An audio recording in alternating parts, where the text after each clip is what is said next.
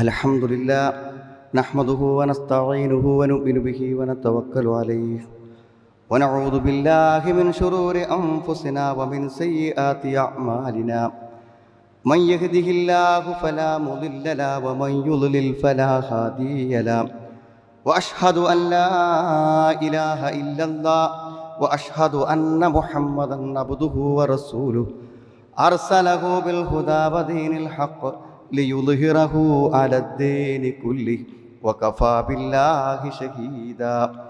അല്ലാഹുമ്മ സ്വല്ലി അലാ മുഹമ്മദിൻ വഅലാ ആലി മുഹമ്മദ് കമാ സ്വല്ലൈത അലാ ഇബ്രാഹീം വഅലാ ആലി ഇബ്രാഹീം വബാരിക് അലാ മുഹമ്മദിൻ വഅലാ ആലി മുഹമ്മദ് കമാ ബാരക്ത അലാ ഇബ്രാഹീം വഅലാ ആലി ഇബ്രാഹീം ഇന്നക ഹമീദും മജീദ്.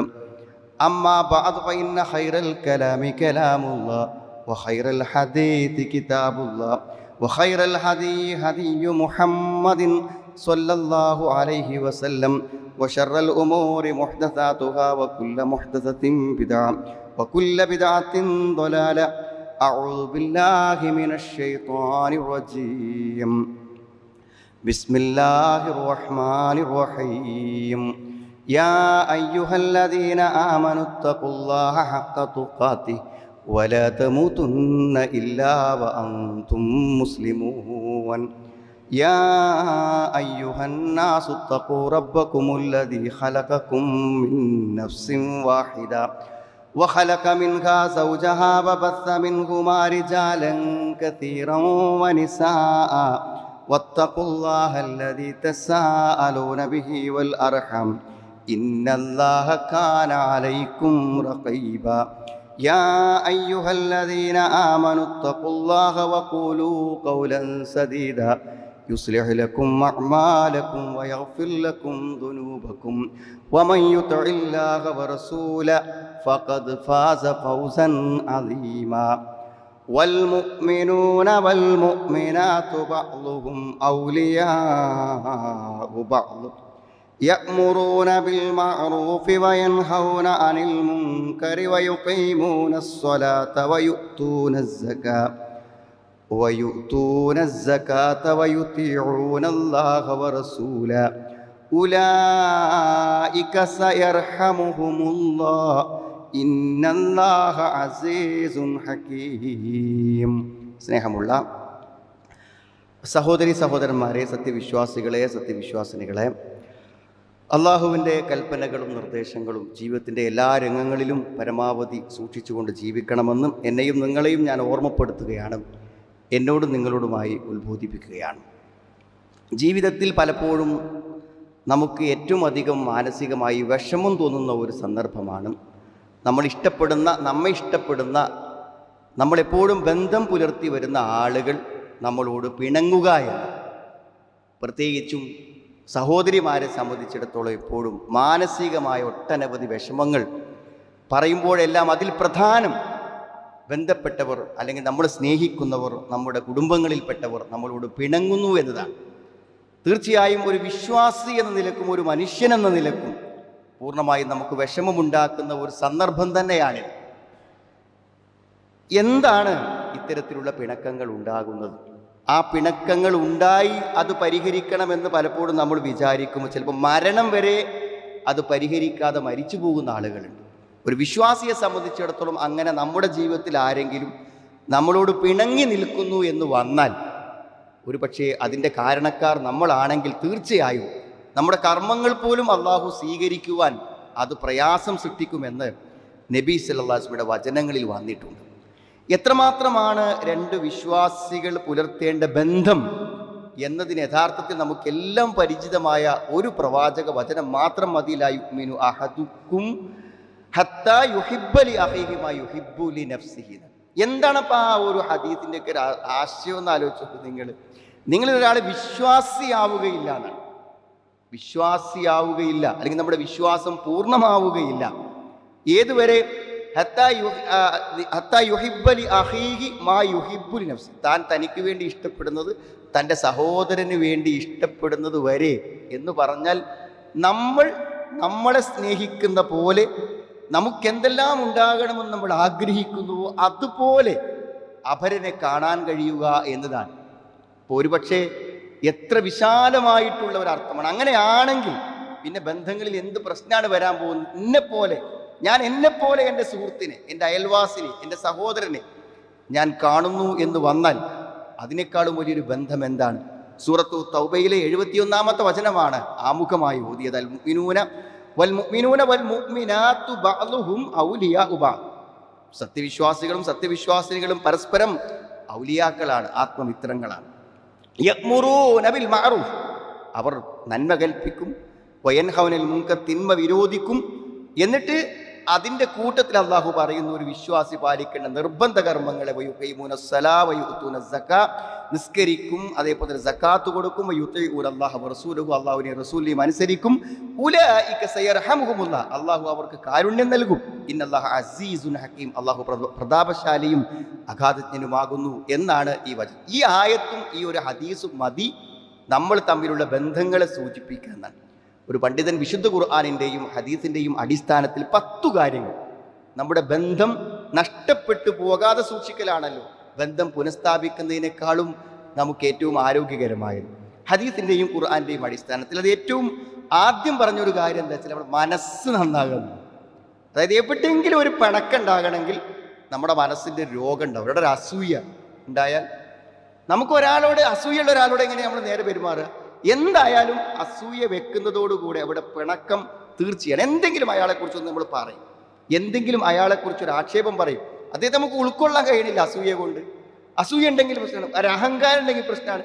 മനസ്സിൻ്റെ എന്ത് രോഗമുണ്ടെങ്കിലും അത് നമ്മുടെ ബന്ധങ്ങളെ ബാധിക്കും, മറ്റുള്ളവരുമായി ബന്ധങ്ങളെ ബാധിക്കും. ഇനി ഒരു നിലക്കും മനസ്സിലൊരു കുഴപ്പമില്ലെങ്കിൽ നമുക്ക് എല്ലാവരെയും ഉൾക്കൊള്ളാനും എല്ലാവരെയും ഇഷ്ടപ്പെടാനും നമുക്ക് പറ്റും. എന്തെങ്കിലും ഒരു മനസ്സിൻ്റെ രോഗമാണ് മറ്റൊരാളോട് നമുക്ക് വിരോധമുണ്ടാക്കുന്നതിൻ്റെ ഏറ്റവും പ്രധാനപ്പെട്ട കാര്യം. ഇത്തരം മാനസിക രോഗങ്ങൾ ഉണ്ടായാലുള്ള പ്രശ്നം എന്താ അറിയുമോ? അസൂയ, കിബിർ, ഇതൊക്കെ വന്നാൽ എന്താ വെച്ചാൽ നമുക്ക് വർത്താനം പറയാൻ നല്ലതൊക്കെ പറ്റും.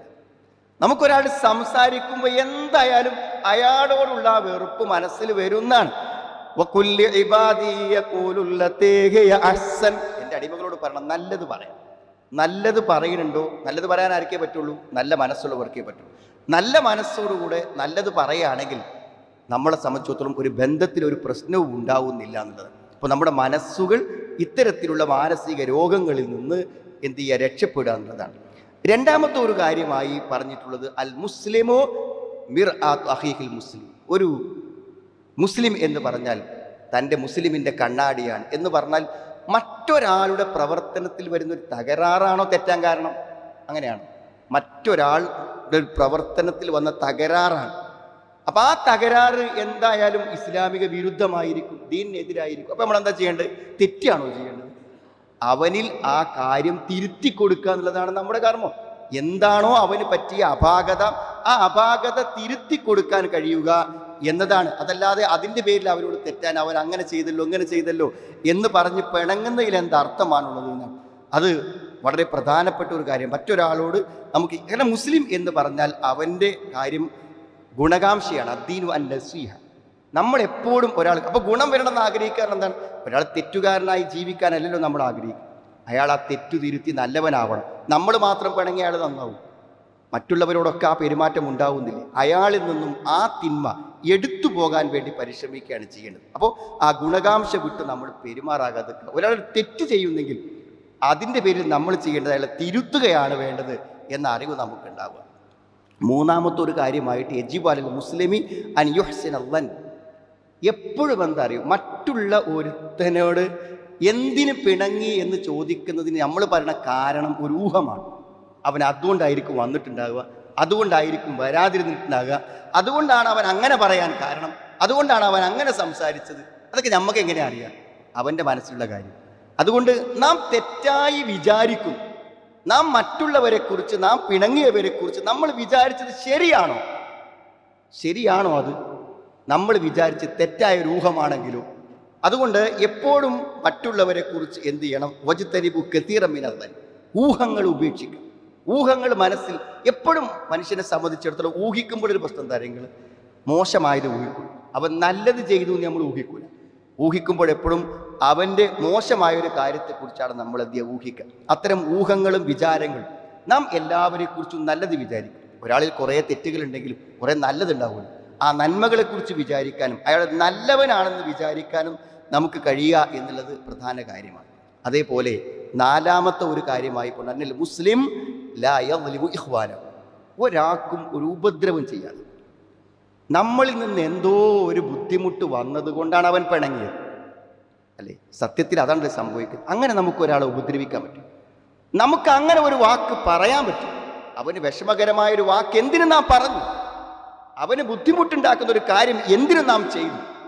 അങ്ങനെ മറ്റുള്ളവനൊരു ഉപദ്രവവും ബുദ്ധിമുട്ടും ഉണ്ടാവുകയില്ല എന്ന്. യാ ഇബാദി ഇന്നി ഹറംതു ദുൽമ അലാ നഫ്സി, അല്ലാഹു പറയും, ഞാൻ എൻ്റെ നഫ്സിൻ്റെ പേരിൽ ദുൽമിനെ ഒരു അക്രമവും ചെയ്യൂല എന്ന് ഞാൻ എനിക്ക് നിഷിദ്ധമാക്കിയിരിക്കുന്നു. എന്നാൽ വജഅൽതുഹു ബൈനകും മുഹറമൻ, നിങ്ങൾക്കിടയിലും ഞാൻ ദുൽമ ചെയ്യാൻ, ഒരാൾക്കും ഒരു ദ്രോഹവും ചെയ്യാൻ പാടില്ലെന്നത്, അങ്ങനെ ദ്രോഹം ചെയ്യുന്നതിന് ഞാൻ നിങ്ങൾക്ക് നിഷിദ്ധമാക്കിയിരിക്കുന്നു എന്നാണ്. തീർച്ചയായും ദുൽമ എന്നുള്ളത് ഇന്ന ദുൽമ ദുലുമാതു യൗമൽ ഖിയാമ, ഖിയാമത്ത് നാളിൽ ഇരുട്ടാണ്. നമ്മൾ ആരോടൊരു അക്രമം ചെയ്താലും അത് പരലോകത്ത് നമുക്ക് ഇരുട്ടായി വരും. അപ്പം ആർക്കും ഒരു വാക്ക് കൊണ്ടോ അല്ലെങ്കിൽ ഒരു നോട്ടം കൊണ്ടോ അല്ലെങ്കിൽ ശാരീരികമായോ എന്തെങ്കിലും ഒരിടങ്ങേറ് എന്നെ കൊണ്ട് മറ്റൊരാൾക്ക് വരില്ലെന്ന് വിചാരിച്ചാലും നമ്മളിൽ നിന്ന് ഒരാൾ പിണങ്ങിപ്പോകുന്നു. അത് ഭാര്യയോടാവട്ടെ, മക്കളോടാവട്ടെ, നമ്മളുമായി സഹവസിച്ച് ജീവിക്കുന്ന നമ്മുടെ സഹപ്രവർത്തകരാവട്ടെ, അയാൾക്ക് എന്തെങ്കിലും ഒരു ദ്രോഹം നമ്മളിൽ നിന്ന് ഉണ്ടായിട്ടില്ലെങ്കിൽ അവിടെ ഒരു പിണക്കത്തിന് അവസരമില്ല എന്നതാണ് പ്രധാനം.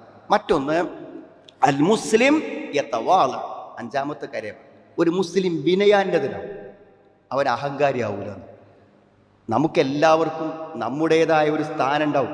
അത് ചിലപ്പോൾ പണം കൊണ്ടാവാം, അല്ലെങ്കിൽ നമ്മുടെ അറിവ് കൊണ്ടാവാം, അല്ലെങ്കിൽ നമ്മുടെ പദവി കൊണ്ടാവാം, അല്ലെങ്കിൽ നമ്മുടെ ഒരു വാപ്പ എന്ന പദവിയാകാം, അല്ലെങ്കിൽ ഉമ്മ എന്ന പദവിയാകാം, ജ്യേഷ്ഠൻ എന്ന പദവിയാകാം, അല്ലെങ്കിൽ വയസ്സുകൊണ്ടുള്ള പദവിയാകാം. എന്തോ ആവട്ടെ, നമ്മൾ കുറച്ച് മേലെയാണെന്നുള്ളത് മറ്റുള്ളവനെ താഴെ കാണാനുള്ള ഒരു വകയില്ലത്. അത് സത്യത്തിൽ നമ്മളിൽ എല്ലാവരിലും സംഭവിക്കുന്ന ഒരു പ്രശ്നമാണ്. ഒരണ്ണുമണി തൂക്കം മറ്റുള്ളവനോട് അഹങ്കാരം വരുമ്പോൾ വാക്ക് പഴക്കും, പെരുമാറ്റം പഴക്കും, നോട്ടം പഴക്കും, സമീപനം പഴക്കും, വർത്തമാനങ്ങൾ പഴക്കും. അതുകൊണ്ട് വിനയം കാണിക്കുക എന്നുള്ളത് എവിടെ നഷ്ടപ്പെടുന്നുവോ അവിടെ ബന്ധങ്ങളില്ലാതെയാവും. നമ്മൾ ആരായിരുന്നാലും ശരി, മറ്റുള്ളവരോട് പെരുമാറുമ്പോൾ ആ വിനയത്തോടുകൂടെ പെരുമാറുക എന്നുള്ളത് ധാരാളം ആയത്തുകളിലും ഹദീസുകളിലും നമ്മളെ ഉത്ബോധിപ്പിച്ചിട്ടുള്ള പ്രധാനപ്പെട്ട ഒരു കാര്യമാണ്. എപ്പോഴോ നാം നമ്മുടെ മഹത്വം അറിയാതെ മനസ്സിൽ വിചാരിച്ച് നാം മറ്റുള്ളവരോട് വാക്കിലോ പ്രവൃത്തിയിലോ സംസാരിച്ചപ്പോൾ അവന് മനസ്സിലായി, ഇയാൾ എന്നെ ഉൾക്കൊള്ളുന്നില്ല, ഇയാൾ എന്നെ ചെറുതായി കാണുന്നു, എൻ്റെ വാക്കുകളെ നിസ്സാരമായി കാണുന്നു, ഞാൻ പറഞ്ഞ ന്യായം അയാൾ അഹങ്കാരം കൊണ്ട് തള്ളിക്കളയുന്നു എന്ന് തോന്നിക്കഴിഞ്ഞാൽ അത്തരം ആളുകൾ നമ്മളെ അകന്നു പോകും, നമ്മളോടുമായുള്ള ബന്ധങ്ങളെ അവർ വിച്ഛേദിച്ചു പോകുന്നതാണ്. മറ്റൊന്ന് പറഞ്ഞാൽ മുസ്ലിം, ഒരു മുസ്ലിമിനെ സംബന്ധിച്ചിടത്തോളം അവൻ എന്ത് ചെയ്യണം? അവൻ്റെ സ്വഭാവങ്ങളിൽ മര്യാദ പാലിക്കണം. സുഹൃത്തുക്കളെ, മര്യാദക്കാരനാവുക എന്നല്ല നമ്മൾ. മര്യാദകേട് കാണിക്കുമ്പോൾ ബന്ധങ്ങൾ ഇല്ലാതെ. വീട്ടിലൊരാൾ കയറി വന്നു, അവൻ നമ്മുടെ അതിഥിയല്ലേ, നമ്മൾ അവനെ ആദരിക്കേണ്ടതുണ്ട്. നമ്മൾ അവനെ ആദരിച്ചില്ലെങ്കിൽ ഞാൻ അവൻ്റെ വീട്ടിൽ കയറി ചെന്നിട്ട് അവനൊരു മൈൻഡും ചെയ്തില്ലെന്നത് മരണം വരെ നമ്മളുമായുള്ള ബന്ധവിച്ഛേദനത്തിൻ്റെ കാരണമാണ്. ഒരു മര്യാദയുണ്ട്, എവിടെയും നമ്മൾ പാലിക്കേണ്ട ഒരു മര്യാദയും, പെരുമാറ്റത്തിലും വാക്കിലും സമീപനങ്ങളിലും എല്ലാം. ആ മര്യാദ നമ്മൾ പാലിച്ചില്ലെങ്കിൽ മര്യാദയില്ലാത്തവനോടൊപ്പം ആരും ഉണ്ടാവില്ല.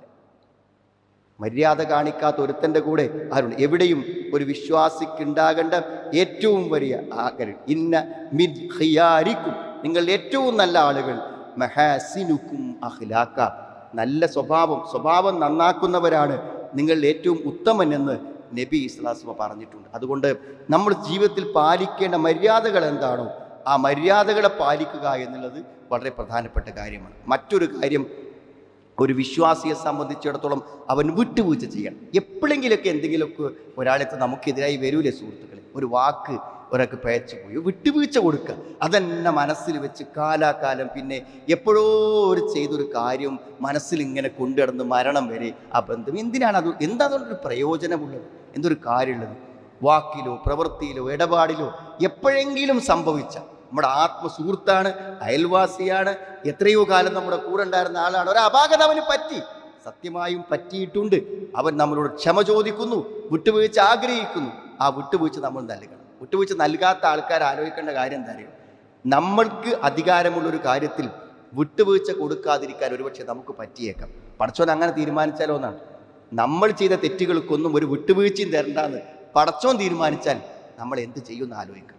അതുകൊണ്ട് മറ്റുള്ളവർക്ക് നാം വിട്ടുവീഴ്ച നൽകുമ്പോൾ ഏറ്റവും അധികം വിട്ടുവീഴ്ച നാം ചോദിക്കുന്ന പടച്ച തമ്പുരാൻ നമുക്ക് അഫ്വ് തരാൻ അതൊരു കാരണമായി തീരും. വിട്ടുവീഴ്ചകൾ ചെയ്യാൻ തയ്യാറല്ലാത്തവർക്ക് ഒരിക്കലും ഒരു ബന്ധത്തെ നന്നാക്കി മുന്നോട്ട് കൊണ്ടുപോകാൻ പാടില്ല, സാധ്യമല്ല. 8 കാര്യങ്ങൾ പറഞ്ഞു. 9ാമത്തെ കാര്യം അൽ മുസ്ലിം ലാ യഹ്ജുറു അഖാഹുൽ മുസ്ലിം. എന്താണ്? നമ്മൾ മുസ്ലിമായ ഒരു സഹോദരനോട് നമ്മൾ പിണങ്ങാൻ പാടില്ല. പിണങ്ങാൻ മതപരമായി പറ്റും, അവകാശമുള്ള ചില സന്ദർഭങ്ങൾ.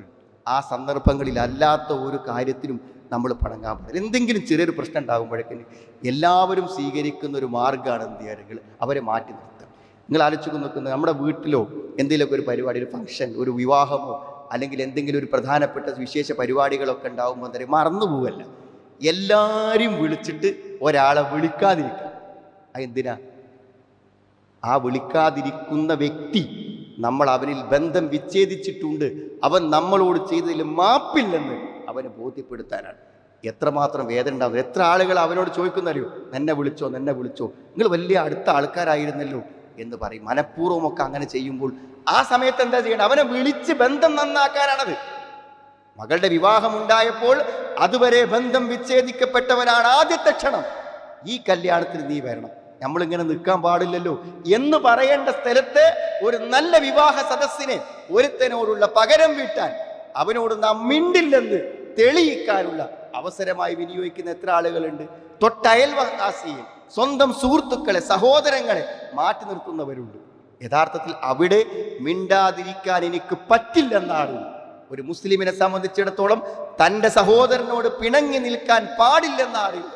എല്ലാ ബന്ധങ്ങളെയും ഒന്നാക്കും, അതിനുള്ള അവസരം ഉണ്ടാവും. സുഹൃത്തുക്കളെ, അതൊക്കെ പറഞ്ഞതിൻ്റെ അവസാനം 10ാമത് പറഞ്ഞ ഒരൊറ്റ കാര്യം കൊണ്ട് എല്ലാ ബന്ധവും നേടാവും. എന്താ? ക്ഷമിക്കാം.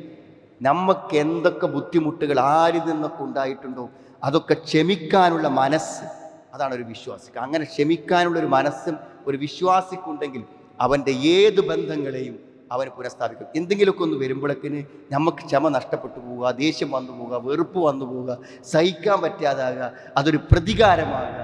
ചില ബുദ്ധിമുട്ടുകളൊക്കെ ഒന്നിച്ച് ജീവിക്കുമ്പോൾ, കൂടെ ജീവിക്കുമ്പോൾ ചില ബുദ്ധിമുട്ടുകളൊക്കെ നമുക്കുണ്ടാകും എന്ന് മനസ്സിലാക്കി അറിയാൻ നമ്മൾ ശ്രമിക്കാം. ഇനി ഇങ്ങനെ എവിടെയെങ്കിലുമൊക്കെ സുഹൃത്തുക്കൾ ബന്ധമുണ്ടെങ്കിൽ, ബന്ധം വിച്ഛേദിക്കപ്പെടുകയോ ആരെങ്കിലുമൊക്കെ പിണങ്ങി നിൽക്കുകയോ ചെയ്യുന്നുണ്ടെങ്കിൽ അതിൽ നമുക്കൊരു ദൗത്യം. എന്താ നമ്മുടെ ദൗത്യം എന്ന് പറഞ്ഞാൽ, ചിലപ്പോൾ ഒരാൾക്ക് പിണങ്ങി നിൽക്കുമ്പോൾ അടുത്ത ആളോട് പോയിട്ട്, അവൻ പിണങ്ങിയ ആളോട് പോയിട്ട് എനിക്ക് വിട്ടുവീഴ്ച തരണം, നന്നാവണം എന്ന് പറയാൻ ചിലപ്പോൾ പ്രയാസമുണ്ടാകും. എന്നാൽ വേറൊരാൾക്ക് അത് പറ്റും. അവർ 2 പേരെയും ഒരു സദസ്സ് കാണുമ്പോൾ 2 ആളെ കയ്യിലും ഓരോ കൈ പിടിച്ച് അടുത്ത് വിളിച്ചിട്ട്, നിങ്ങളെന്തിനാണ് ഇങ്ങനെ പിണങ്ങി നിൽക്കുന്നത്, നിങ്ങൾക്ക് അങ്ങനെ നിൽക്കേണ്ട ആവശ്യമുണ്ടോ എന്ന ഒരു ചോദ്യം. അതാണ് മസ്ലഹത്ത്. ആ ഒരൊറ്റ ചോദ്യം കൊണ്ട് ആ ബന്ധം അവിടെ നന്നാവും. നമുക്കത് ചോദിക്കാമല്ലോ. നമുക്ക് ചോദിക്കാൻ എന്താ പ്രശ്നം? നമുക്ക് ആരോടും പ്രശ്നമല്ല, 2 ആളും നമ്മുടെ സുഹൃത്തുക്കളാണ്. ആ ഒരു ചോദ്യം കൊണ്ട് ആജീവനാന്തം ആ ബന്ധം നന്നാക്കിയെടുക്കാൻ നമുക്ക് പറ്റും. ഒരു കാര്യം നമ്മൾ ആലോചിക്കണം, നമ്മളാരുടെയും ആയുസ് നമുക്ക് പ്രവചിക്കാൻ പറ്റില്ല സുഹൃത്തുക്കളെ. അതുകൊണ്ട് നിരന്തരമായ യുദ്ധത്തിലും അതേപോലെ തന്നെ വഴക്കിലും അകൽച്ചയിലും ഏർപ്പെടുന്ന ആളുകൾ ആലോചിക്കുക, അവൻ കണ്ണടഞ്ഞാൽ, അവൻ്റെ ആത്മാവ് പറന്നകന്നാൽ അവനോട് പൊറുക്കണേ എന്ന് പറയാൻ ഒരു സാഹചര്യം ഉണ്ടാവില്ല. ഏറ്റവും പറ്റിയൊരു സമയമാണ് ഈ ഹജ്ജിൻ്റെ സമയം. ഹജ്ജിന് പോകുന്ന ആളുകളെ സംബന്ധിച്ചിടത്തോളം അവർക്ക് ഏറ്റവും നല്ല ഒരവസരമാണെന്ന്. എവിടെ ഇന്ന് ജീവിച്ചിരിക്കുന്ന ഒരാൾ നമ്മളുമായി പിണങ്ങി വിരോധത്തിലും ശത്രുതയിലും ജീവിക്കുന്നുണ്ടോ അവനെ നമുക്ക് വിളിക്കാം, ധൈര്യമായി വിളിക്കാം. എന്തുകൊണ്ട്? അവൻ വിളിക്കുമെന്ന് പ്രതീക്ഷിക്കുന്നുണ്ട്. ഇവർ ഹജ്ജിന് പോകുന്നുണ്ട്, അപ്പം എന്തായാലും എന്നെ വിളിച്ചൊന്ന് പൊരുത്തപ്പെടിക്കും എന്നവൻ വിചാരിക്കുന്നു. കാരണം എല്ലാ പാപങ്ങളും പുറത്തു കിട്ടാനല്ലേ നമ്മൾ ഹജ്ജിന് പോകണത്. ഇപ്പം എല്ലാം പടച്ചോൻ പൊറുക്കും.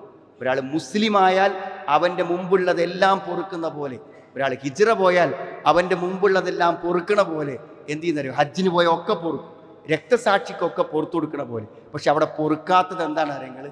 ഇതാണ്, മറ്റുള്ളവരോട് നമ്മൾ ചെയ്തൊരു അപരാധം അവൻ തന്നെ പൊറുക്കണം. അവൻ പുറത്താലേ പടച്ചോൻ പുറത്തിടും. അതുകൊണ്ട് ഹജ്ജിന് പോയി ഇനി ഒന്നും ബാക്കിയാകരുത് എന്ന് തീരുമാനിക്കുന്ന ആൾക്കാർ എന്ത് ചെയ്യുന്നറിയോ? ഹജ്ജിന് പോകുമ്പോൾ വിളിക്കും, പാപ്പാനെ വിളിക്കും, ഉമ്മനെ വിളിക്കും, സഹോദരങ്ങളെ വിളിക്കും, സുഹൃത്തുക്കളെ വിളിക്കും, എന്നോ തെറ്റിപ്പോയ പാർട്ട്ണറെ വിളിക്കും, എന്നോ മനസ്സകന്നു പോയ സുഹൃത്തിനെ വിളിക്കും. എന്നിട്ട് എന്ത് പറയും? ഞാൻ ഹജ്ജിന് പോകുന്നുണ്ട്. അന്ന് അങ്ങനെ ചെറിയ സംഭവങ്ങളൊക്കെ ഉണ്ടായി. എൻ്റെ അടുത്ത് കുറേ കുഴപ്പങ്ങൾ അന്ന് പറ്റിയിട്ടുണ്ട്. ഇനി അതൊന്നും മനസ്സിൽ വെക്കരുത്. ഏതായാലും പടച്ചോൻ്റെ അടുത്ത് എല്ലാം പൊറുക്കലിനെ തേടാൻ അറഫയിൽ നിന്നെല്ലാം പറയാൻ പോവുകയാണ്. അതുകൊണ്ട് നീയുമായുള്ള ഇടപാടിൽ വന്ന പ്രശ്നം എനിക്ക് പരലോകത്തൊരു ബുദ്ധിമുട്ടാകരുത് എന്ന് അവനോട് ആത്മാർത്ഥമായി ഒന്ന് പറയാൻ ഈ ഹജ്ജിൻ്റെ സമയത്ത് പറ്റും. സുഹൃത്തുക്കളെ, ഈ അവസരങ്ങളും നഷ്ടപ്പെടുത്തിയാൽ പിന്നെ നമുക്കൊരു സന്ദർഭം ഉണ്ടാവില്ല. പെരുന്നാളിന് പറ്റും. ഈ വലിയ പെരുന്നാളിന് എല്ലാവരും ഹജ്ജിന് പോകണില്ലല്ലോ, പെരുന്നാളിന് പറ്റും. പെരുന്നാൾ ബന്ധങ്ങൾ സ്ഥാപിക്കേണ്ട ഒരു ദിവസമാണ്. അതുകൊണ്ടാണ് പെരുന്നാൾക്ക് അങ്ങോട്ട് പോകുമ്പോൾ ഒരു വഴിക്കും ഇങ്ങോട്ട് പോകുമ്പോൾ ഒരു വഴിക്കും എന്ന് പറഞ്ഞത്. അതെന്തിനാണ്? അങ്ങോട്ട് പോണ വഴിക്ക് പോകുമ്പോൾ കുറച്ച് ആൾക്കാരെയും വീട്ടുകാരെയൊക്കെ കാണും, വേറെ വഴിക്ക് വരുമ്പോൾ കുറച്ച് ആൾക്കാരെയും കൂടി കാണും. ഏറ്റവും അധികം ബന്ധം സ്ഥാപിക്കേണ്ട ഒരു സമയമാണ് പെരുന്നാൾ. അന്നും വിളിക്കാം, അന്ന് രാവിലെ ഈദ്ഗാഹ് കഴിഞ്ഞ് വന്ന് വിളിക്കാം നമുക്ക് നമ്മുടെ സുഹൃത്തിനെ, ഇനി നമുക്ക് നന്നാകാം എന്ന് പറയാനുള്ളൊരു അവസരമാണ്. അതുകൊണ്ട് സുഹൃത്തുക്കളെ, ബന്ധങ്ങൾ വളരെ പ്രധാനമാണ്. നമ്മൾ പരസ്പരം ആത്മമിത്രങ്ങളാണ്. ഒരു കെട്ടിടത്തിൻ്റെ ഭാഗങ്ങളെ പോലെയാണ്, അല്ല, ഒരു ശരീരത്തിൻ്റെ അവയവങ്ങളെ പോലെയാണ്. അതുകൊണ്ട് ബന്ധങ്ങളെ ഊട്ടിയുറപ്പിക്കുമ്പോൾ നമുക്ക് മനസ്സിന് സമാധാനം കിട്ടും, മനസ്സിന് ധൈര്യം കിട്ടും. രണ്ടാൾ പിണങ്ങിയാൽ മനസ്സിൻ്റെ ശക്തി അത്രയും ചോർന്നു പോകും. നാലാൾ നമ്മളുമായി ബന്ധപ്പെടുമ്പോൾ നമ്മുടെ മനസ്സിന് ആത്മവിശ്വാസം വർദ്ധിക്കും, നമുക്ക് ധൈര്യം ലഭിക്കും. അതുകൊണ്ട് പരമാവധി ബന്ധങ്ങളെ പുനഃസ്ഥാപിക്കാൻ, ബന്ധങ്ങളെ ഊട്ടിയുറപ്പിക്കുവാൻ, തകർന്നു പോയ ബന്ധങ്ങളെ പുനഃസ്ഥാപിക്കാൻ, എല്ലാവരോടും തുറന്ന മനസ്സോടെ പെരുമാറാൻ, മനസ്സിൻ്റെ കറകളില്ലാതാക്കാൻ, നല്ല വിശ്വാസിയായി നല്ല മനസ്സോടെ അള്ളാഹുവിനെ കണ്ടുമുട്ടാൻ അള്ളാഹു നമുക്ക് എല്ലാവർക്കും തൗഫീഖ് പ്രദാനം ചെയ്യുമാറാവും. അൽഹംദുലില്ലാഹ് ഹംദൻ കസീറൻ ത്വയ്യിബൻ മുബാറകൻ ഫീ വസല്ലല്ലാഹു അലാ മുഹമ്മദിൻ വഅലാ ആലിഹി വസ്വഹാബിഹി അജ്മഈൻ. അമ്മാ ബഅദ്. ഒരിക്കൽ കൂടെ അള്ളാഹുവിനെ സൂക്ഷിച്ച് ജീവിക്കണമെന്നും എന്നെയും നിങ്ങളെയും ഞാൻ ഓർമ്മപ്പെടുത്തുകയാണ്. സഹോദരങ്ങളെ, തെറ്റുകൾ ആരുടെ അടുക്കലും സംഭവിക്കും. അത് തിരുത്തുവാനും അത് ബോധ്യപ്പെടുത്തി കൊടുക്കുകയും ചെയ്യുക എന്നുള്ളത് നമ്മുടെ എല്ലാവരുടെയും ജീവിതത്തിലൊരു ബാധ്യതയാണ്. ഒരുപക്ഷെ വിശുദ്ധ ഖുർആനിൻ്റെ സംക്ഷിപ്തം എന്നാണ് സൂറത്തുൽ അസ്റിനെ കുറിച്ച് പറഞ്ഞു. വൽ അസ്ർ ഇന്നൽ ഇൻസാന ലഫീ ഖുസ്ർ ഇല്ലല്ലദീന ആമനു വഅമിലുസ് സ്വാലിഹാത്ത് വതവാസൗ ബിൽ ഹഖി വതവാസൗ ബിസ്സബ്ർ. വിശ്വാസം കഴിഞ്ഞിട്ട് പിന്നെ അമലുസ്വാലിഹാത്ത്. അമലുസ്വാലിഹാത്താണ് സൽക്കർമ്മം. സൽക്കർമ്മങ്ങളിൽ എല്ലാം പെടൂല, എല്ലാം സൽക്കർമ്മങ്ങളിൽ പെടും. നന്മ വരുത്തുന്ന, പരലോകത്ത് ഗുണം ലഭിക്കുന്ന എല്ലാ പുണ്യങ്ങളെയും സൽക്കർമ്മങ്ങൾ എന്ന് വിളിക്കാം. എന്നാലും അള്ളാഹ് പിന്നെയും പറഞ്ഞു വതവാസൗ ബിൽ ഹഖി. ഹക്ക് കൊണ്ട് പരസ്പരം ഉപദേശിക്കാം, സത്യം കൊണ്ട് പരസ്പരം ഉപദേശിക്കാം. ഇത് നമ്മൾ നിരന്തരം നിർവഹിച്ചു കൊണ്ടിരിക്കേണ്ട കാര്യമാണ്. കാരണം ധാരാളക്കണക്കിന് ആളുകൾ നമുക്ക് പരിചയമുള്ളവർ, അവരെ നമുക്കേ പരിചയമുള്ളൂ. നമ്മുടെ കുടുംബത്തിൽ സുഹൃത്തുക്കൾ നമസ്കരിക്കാത്തവർ, ദീൻ്റെ കാര്യങ്ങൾ അടിസ്ഥാനപരമായി അറിയാത്തവർ, തൗഹീദില്ലാത്തവർ, ബിദ്അത്തുകളിലും അന്ധവിശ്വാസങ്ങളിലും ജീവിക്കുന്നവർ, ഇസ്ലാമിൻ്റെ മര്യാദകളെ പാടെ അവഗണിക്കുന്നവർ, ഒരു ജുമാക്ക് പോലും പള്ളിയിൽ പോകാത്തവർ, ഇങ്ങനെ എത്ര ആളുകൾ നമ്മുടെ പരിചയക്കാരിലുണ്ട്. അതൊക്കെ ആരുടെയെങ്കിലും ബാധ്യമാണെന്ന് വിചാരിച്ച് നമ്മൾ ഒഴിവാക്കുകയാണോ? അതൊക്കെ ഉസ്താദുമാരോ പണ്ഡിതന്മാരോ മൗലൈമാരോ ഒക്കെ ചെയ്തോളും, അല്ലെങ്കിൽ ഇതൊക്കെ ഇവിടെ നടക്കേണ്ടവർക്ക് വന്നൂടെ? ഇതൊന്നല്ല സുഹൃത്തുക്കൾ. നമ്മളെ എല്ലാവരെയും ആരോ ഒരാൾ കൈവച്ച് എന്ത് ചെയ്യുക, ഒന്ന് കേട്ടു നോക്ക്, ഒന്ന് വന്നു നോക്ക് എന്നാരോ നമ്മളോട് പറഞ്ഞിട്ടുണ്ട്. അങ്ങനെ നമ്മളൊക്കെ ഇവിടെ എത്തിയത്. അതുകൊണ്ട് സുഹൃത്തുക്കളെ, നമുക്കും അങ്ങനെ അതിൻ്റെ ഗുണത്രയങ്ങൾ ഒരാളെ നമ്മൾ വിളിച്ച് പള്ളിക്ക് വന്ന് അയാൾ നല്ലൊരു മനുഷ്യനായാൽ അയാൾ എന്ത് ചെയ്താലും അയാൾക്ക് കിട്ടുന്ന പോലൊരു പ്രതിഫലം നമുക്ക് കിട്ടുമെന്നത് എത്ര വലിയ സമ്പാദ്യമാണ്. നമ്മൾ മരിച്ചാലും നമുക്ക് വേണ്ടി ചിലർ ഇവിടെ പ്രവർത്തിച്ചു കൊണ്ടിരിക്കുമെന്നത് എത്ര വലിയ ലാഭമാണ്. അതുകൊണ്ട് വതവാസൗ ബിൽ ഹഖ്, ഇതിൽ പറഞ്ഞല്ലോ പരസ്പര ബന്ധം ഉണ്ട് സത്യവിശ്വാസികൾ. അതുകൊണ്ട് അവരെന്ത് ചെയ്യണം? യഅ്മുറൂന ബിൽ മഅറൂഫ്, നന്മ കൽപ്പിക്കണം. വയൻഹൗന അൻ, ഇതാണ് ബന്ധം. നമ്മുടെ ബന്ധത്തിൻ്റെ ഏറ്റവും അടിസ്ഥാനം നന്മ കൽപ്പിക്കലും തിന്മ വിരോധിക്കലുമാണ്. ഇസ്ലാമിൻ്റെ കാര്യങ്ങളെ പരസ്പരം സ്നേഹത്തോടുകൂടി ഗുണകാംക്ഷയോടുകൂടി പറഞ്ഞു കൊടുക്കുവാനും ഉപദേശിക്കുവാനും തിരുത്തുവാനും നമ്മളും ജീവിതത്തിൻ്റെ എല്ലാ സന്ദർഭങ്ങളിലും എവിടെ നമ്മളെത്തുന്നു അവിടെയെല്ലാം നമ്മൾ ആ അവസരങ്ങൾ ഉപയോഗപ്പെടുത്തുക. അത്തരം വിശ്വാസികൾ അള്ളാഹു നമ്മളെ ഉൾപ്പെടുത്തുമാറാവട്ടെ. അള്ളാഹു ഞങ്ങളിന്ന് വന്നുപോയ തെറ്റുകളെ കുറ്റങ്ങളെ നീ ഞങ്ങൾക്ക് പുറത്തു തരണമേ റഹ്മാനെ. എല്ലാവിധ ബുദ്ധിമുട്ടുകളിൽ നിന്നും പ്രയാസങ്ങളിൽ നിന്നും ഞങ്ങളെ കാത്തുരക്ഷിക്കണം. നിന്നോട് എപ്പോഴും ഞങ്ങൾ ചോദിച്ചു കൊണ്ടിരിക്കുന്ന പ്രാർത്ഥിച്ചു കൊണ്ടിരിക്കുന്ന ഞങ്ങളുടെ നല്ലതായ ഉദ്ദേശങ്ങളെ നീ സാക്ഷാത്കരിച്ചു തരണം. ധാരാളം പരീക്ഷണങ്ങളും പ്രതിസന്ധികളും നിരന്തരം ഞങ്ങൾ കേട്ടുകൊണ്ടിരിക്കും. അത്തരം പ്രയാസങ്ങളിൽ നിന്ന്, പ്രതിസന്ധികളിൽ നിന്ന്, മാരക രോഗങ്ങളിൽ നിന്ന് ഞങ്ങളെ നീ കാത്തു രക്ഷിക്കണം. ഞങ്ങളുടെ ഇണകളിൽ നിന്ന്, സന്താനങ്ങളിൽ നിന്ന് ഞങ്ങൾക്ക് നീ കൺകൊടുപ്പ് പ്രദാനം ചെയ്യണം. സമൃദ്ധമായ മഴ ഒരനുഗ്രഹമാണ്. മഴയുടെ കെടുതികളിൽ നിന്നും ബുദ്ധിമുട്ടുകളിൽ നിന്നും ഒഴിവായ സമൃദ്ധമായ ശാന്തമായ ഒരു മഴയെ ഞങ്ങൾക്ക് നീ പ്രദാനം ചെയ്യണമേ റഹ്മാനെ. അല്ലാഹുമ്മ ഗ്ഫിൽ മുഅ്മിനീന വൽ മുഅ്മിനാത്ത് റബ്ബന സ്രിഫ് അന്നാ അദാബ ജഹന്നം ഇന്ന അദാബഹാ കാന ഗറാമ ഇന്നഹാ സാഅത് മുസ്തഖറൻ വ മുഖാമ റബ്ബനാ ഹബ് ലനാ മിൻ അസ്വാജിനാ വ ദുർരിയാതിനാ ഖുറത അഅ്യുൻ വജഅൽനാ ലിൽ മുത്തഖീന ഇമാമ റബ്ബനാ തഖബ്ബൽ മിന്നാ ഇന്നക അൻതസ് സമീഉൽ അലീം വതുബ് അലൈനാ ഇന്നക അൻതത് തവ്വാബുർ റഹീം ربنا آتنا في الدنيا حسنة وفي الآخرة حسنة وقنا عذاب النار والحمد لله رب العالمين. اللهم صل على